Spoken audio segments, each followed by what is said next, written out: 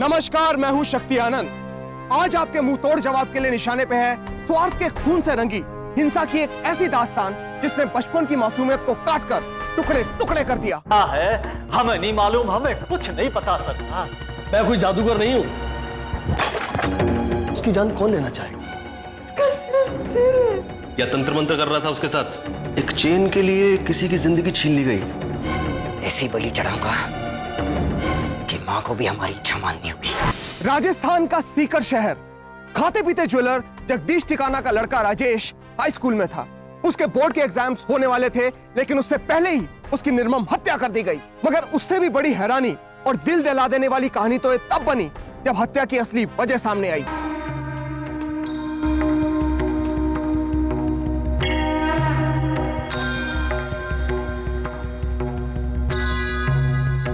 जय भवानी, जय मां।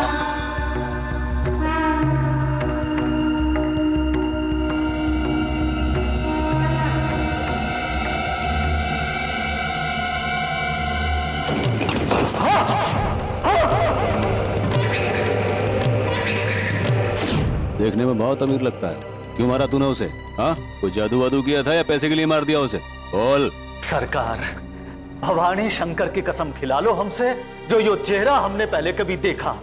ये कौन है, कहां से आया है, क्या है, हमें नहीं मालूम, हमें कुछ नहीं पता सरकार। सर, मंदिर की तलाशी में तो हमारे हाथ कुछ नहीं आया, लेकिन अगर आप कहें तो हम मंदिर के पीछे की झाड़ियों की तलाशी लें। शायद वहां कुछ मिले। Okay sir.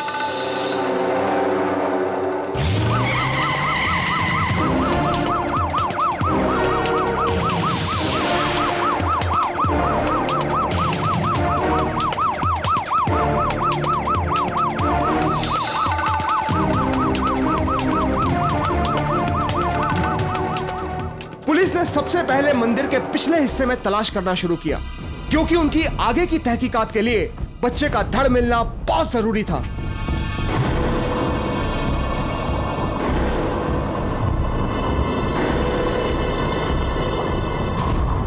सर, ये है असली नजारा। मंदिर के आड़ में पुजारी दारू का धंधा कर रहा है।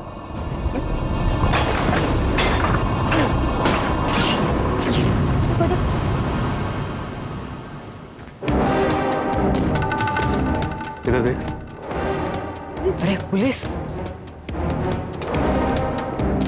वहां पीछे देख। आगे ले।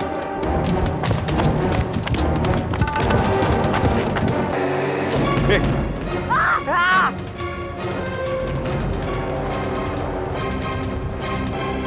मंदिर के अहाते से एक नौजवान लड़के का कटा हुआ सर प्राप्त हुआ। पुलिस को पहले शक हुआ कि ये किसी तांत्रिक की करतूत है। हर नया संकेत पुलिस की राह में उलझने खड़ी कर रहा था। पुलिस ने गहरी छानबीन के बाद राजेश के घर का पता खोज निकाला और उसके माता पिता को शिनाख्त के लिए बुलाया।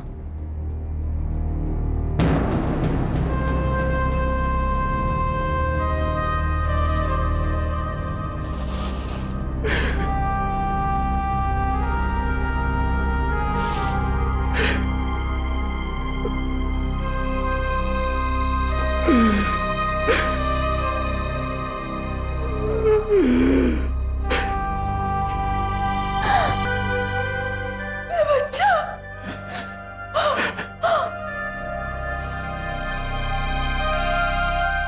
उसका सिर्फ सिर है। कपड़े वही है ना? कुछ मिसिंग तो नहीं है इसमें? ये सोच लीजिए।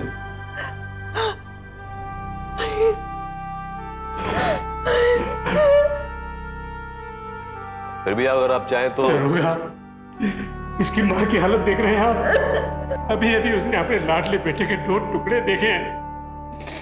अब हमारे पास खोने को रखा क्या है? ठिकाना जी, मुझे माफ करिए। देखिए, मैं जो कुछ भी कर रहा हूँ वो आपके बेटे के हत्यारों को पकड़ने के लिए कर रहा हूँ। अगर आप मेरी मदद नहीं करेंगे तो मैं कुछ नहीं कर पाऊंगा। सुनार की आंखें हैं दरोगा, असली चीज को पहले ही देख लेते। मेरा राजेश गले में सोने की चैन पहनता था, वो नहीं। ज्यादा कीमत भी नहीं थी, सिर्फ 20,000 की। 20,000?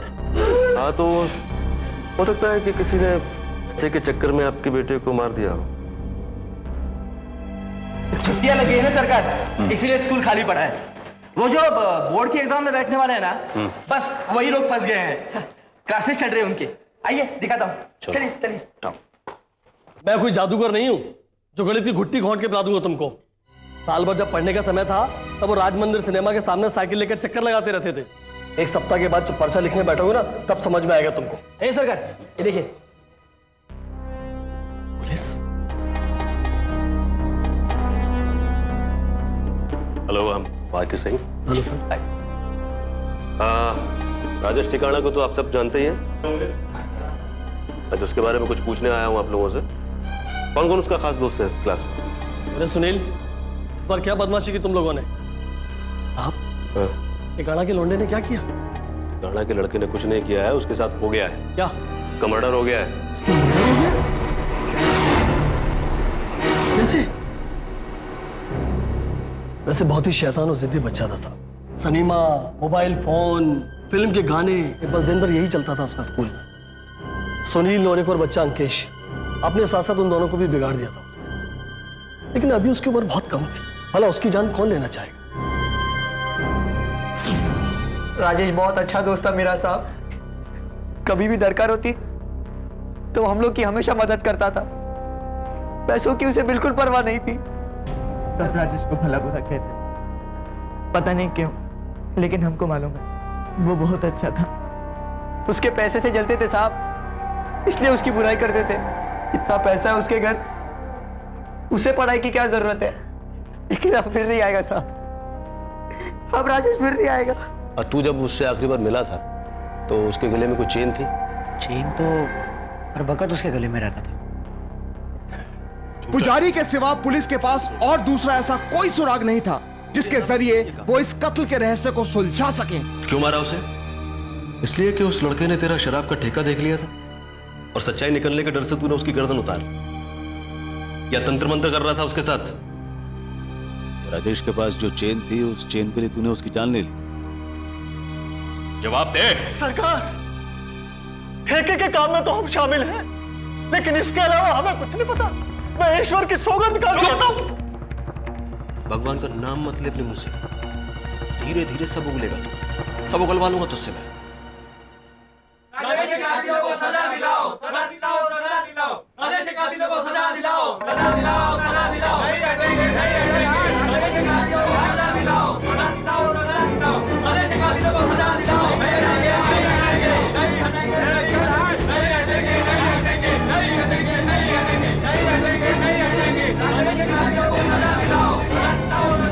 करने गया था, अरे इम्तिहान को एक हफ्ता नहीं बचा है और तू, तेरे को लीडर ही सूझ रही है। मैं एक एक पैसा कमाने के लिए दिन रात मेहनत करता हूं और तू दिन भर पढ़ाई के नाम पर खेलता रहता है, लीडर ही कर रहा है। नहीं बापू, इस बार मुझे अच्छे मार्क्स आएंगे, आप देख लेना। सच्ची मैं इस बार पढ़ाई करूंगा। ये लीडरों जैसी बातें मुझसे मत कर। अरे बोर्ड में तेरा चाचा बैठा है क्या जो तुझे अच्छे नंबर से पास कर देगा? नतीजा आएगा ना, तब देख लीजिए आप। कभी मेरी बात नहीं।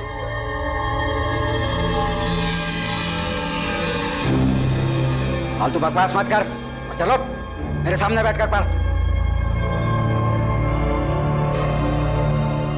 सुनिए, सुनील के वास्ते पुलिस आई है। हाँ। किसी से कोई झगड़ा वगड़ा, कोई मारपीट हुई थी राजेश की? पैसे वैसे को लेकर किसी से अनबन हुई हो? ध्यान कर, याद करने की कोशिश कर। अच्छा,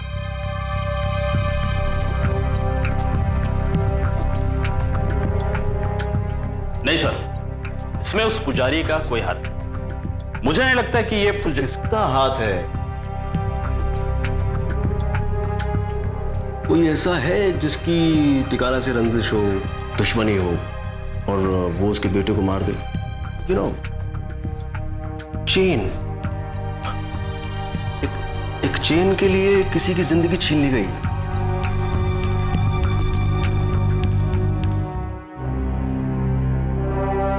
मुझे तो बहुत डर लग रहा है सुनील, कुछ गड़बड़ हुआ तो? तुझे क्या लगता है उससे हो जाएगा? होगा कैसे नहीं, ऐसे ही थोड़ी उसे पैसे दूंगा। राजेश की निर्मम हत्या ने समूचे सीकल में खौफ पैदा कर दिया। अभिभावकों ने अपने बच्चों को दिन ढलने के बाद घर से निकलना बंद करवा दिया। सबकी रूह में यह भय बैठ गया था कि ऐसा हादसा कहीं दोबारा ना हो जाए। पुलिस भी आशंका में गिरफ्तार बैठी थी कि कातिल कोई नया।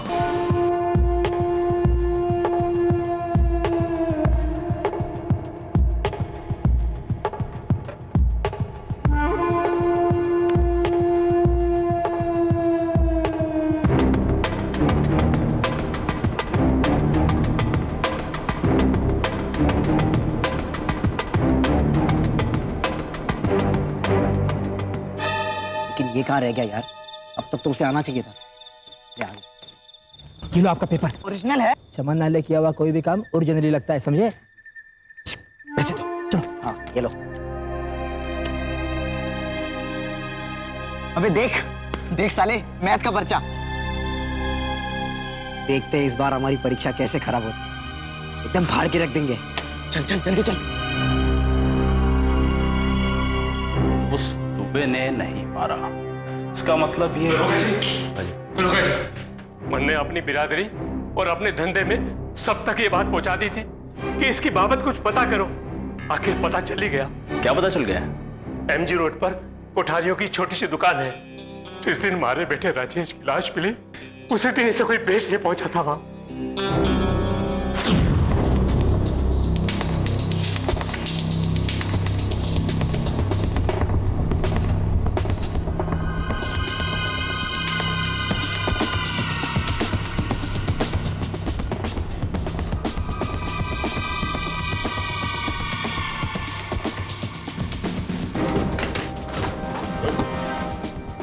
मेरा पेपर हो गया। साहब क्या बात है? साहब क्या कर रहे हो आप? साहब क्या हुआ? साहब मुझे इम्तिहान लिखने दो ना। साहब मेरा पेपर हो गया। साहब साहब बापू मारेंगे साहब। साहब कहाँ लेके जा रहे हो? साहब छोड़ो ना। साहब परीक्षा लिखने साहब। अरे साहब क्या कर रहे हो? साहब जाने दो। साहब क्या कर रहे हो? साहब जाने दो ना। साहब क्या किया आपने? साहब परीक्षा नहीं लिखी।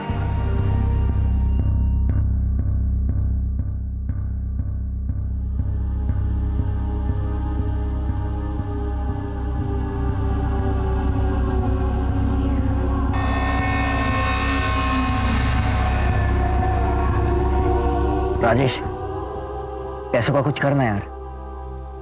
अबे मुझे कौन सा पास होकर तुम्हारी तरह 2000 की नौकरी करनी? पास हो या फेल मुझे क्या फर्क पड़ने। तो मैं क्वेश्चन पेपर्स के पीछे फालतू में 10,000 क्यों खराब करूं? ये चेन देख रहा है 20,000 की है। चाहूं तो ऐसे 4 पहन के घूमूं, लेकिन मुझे तुम दोनों की तरह गली गली में नौकरी तलाशनी नहीं है। मेरे बापू के पास बहुत रोक, मुझे कोई टेंशन नहीं है, कोई टेंशन नहीं।